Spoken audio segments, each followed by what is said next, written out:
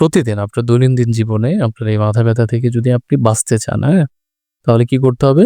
প্রচুর পরিমাণে পান করতে হবে। এটা কিন্তু বাধ্যতামূলক।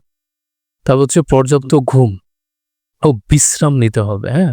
তারপর হচ্ছে অতিরিক্ত মোবাইল এবং কম্পিউটার ব্যবহার কমাতে হবে। মানে ব্যবহার করা যাবে না এই কথা কিন্তু এই জমানায় আসলে বলা খুব মুশকিল।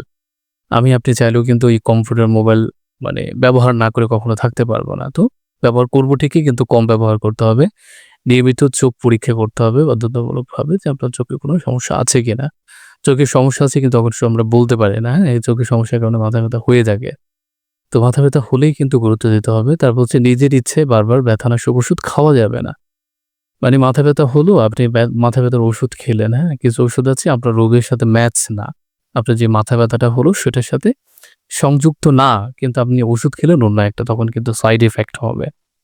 তো আপনার যে মাথা ব্যথা যেই কারণে মাথা ব্যথা হচ্ছে সেই ওষুধ আপনাকে সেবন করতে হবে। সেটা জানে কে? অবশ্যই একজন এমবিবিএস ডক্টর, এই বিশেষজ্ঞ ডক্টর জানে। ডক্টর ছাড়া কারো জানা নাই। ফার্মাসিস্ট কখনো জানবে না যে আপনার আপনার সঠিক রোগের জন্য সঠিক ডোজ ফার্মাসিস্ট কখনো আপনাকে দিতে পারবে না। তারা জানে যে এটা মাথা ব্যথার ঔষধ।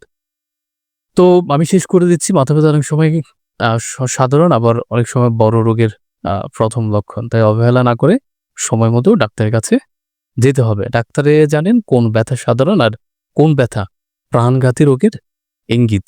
তাদের সম্মান করুন, পরামর্শ মেনে চলুন। ভালো থাকবেন। আমি এই টাইপের ভিডিও করে থাকি। আমাকে সাবস্ক্রাইব করে রাখতে পারেন, আমাকে ফলো করে রাখতে পারেন। পরবর্তী ভিডিও পাওয়ার জন্য আপনি বেল আইকনটা ক্লিক করে রাখতে পারেন। আপনাদের সুস্থতা কামনা করি।